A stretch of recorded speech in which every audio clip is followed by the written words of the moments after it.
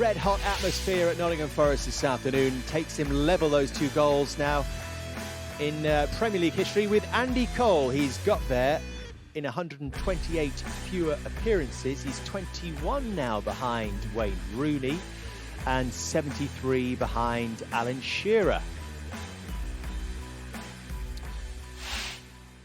So, can he catch him? That is the big question. Jamie? Yeah, he will catch him. The reason I say that is that I just feel Harry will just keep playing. Even if he gets to a stage, maybe he's 34, 35, and he's maybe not good enough to be in the Tottenham team, I think he may even just move somewhere. You know, a team maybe coming up where he can maybe get, 7 or 8 goals. If he's just short, he's not going to retire. Is he going to be 10 goals short than this record? That would possibly, if Harry Kane gets it, you don't see how it's ever going to be beaten, really. I mean, we said that when Shearer done it, but I think for Harry Kane, you just got to keep going until you get it. But my big thing with Kane is, I speak a lot about him, about how much I love him and think he's amazing. I think we all do. But I still don't think he gets the respect he deserves. Now, people sometimes say that's because he hasn't won a trophy. But Alan Shearer only won 1. I know it was the Premier League, but he only won 1 in his whole career. So he's 1 short than Alan Shearer. And if you asked most people in this country, Shearer or Kane, I think 90% I'd say Shearer. Now, I'm not sort of, people can have their opinions. But I always feel like saying, why?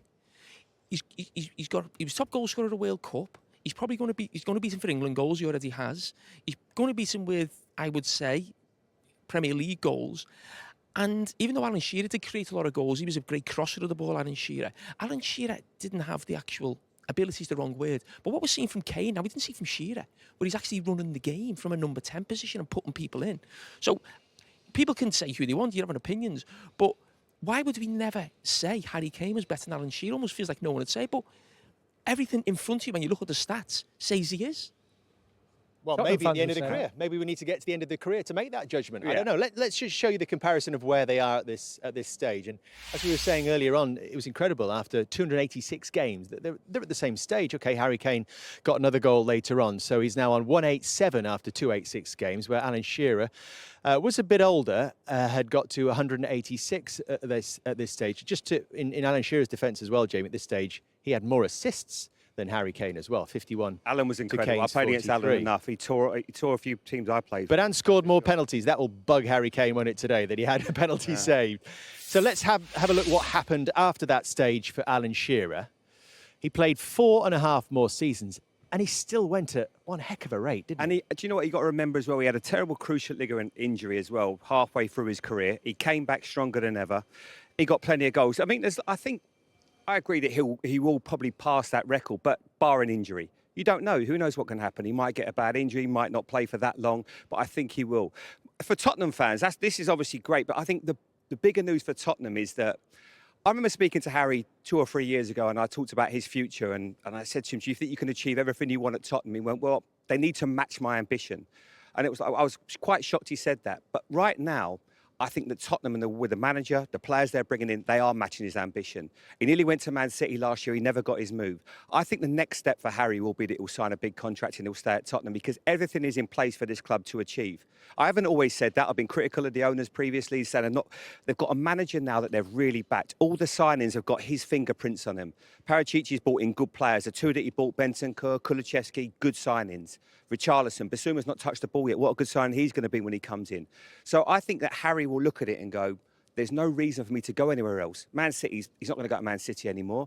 Manchester United, possibly. But I think at Tottenham, he loves the club. It's always been his family. You know what he's like. I think I can see him staying here for the rest of his career. Spurs for life?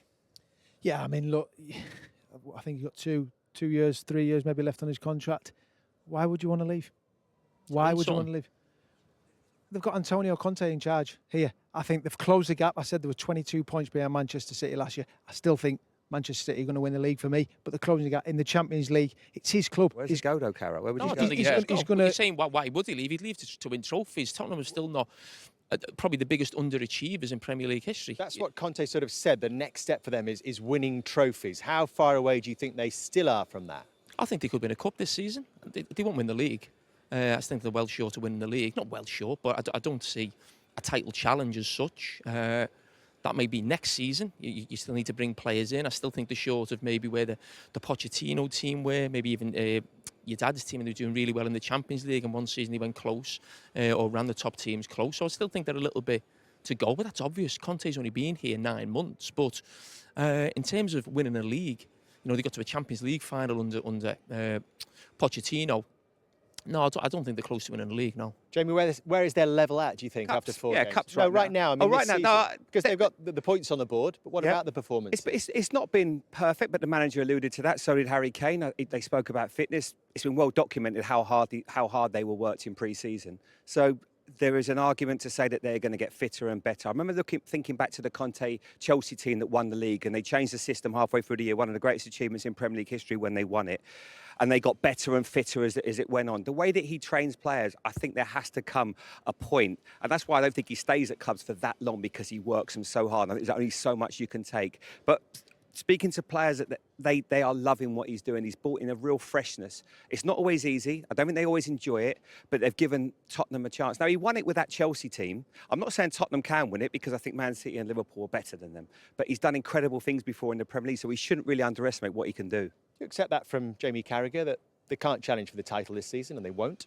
Yes, I do. I've said Man City and Liverpool, obviously, with the start they've had, nine goals yesterday. I think Man City, for me, are so far ahead. It was 22 points behind them last year when Manchester City won the league. To close that gap, I think it will be smaller than that. I do.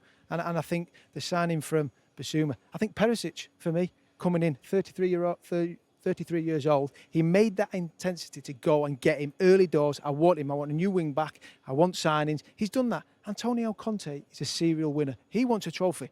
He isn't sticking around for nothing. He wants a trophy, and I think the board have backed him with the players he's brought in, and they're going to want to improve. I don't think they've hit the heights this season. 10 points from 12, not playing well. It's a great start for them.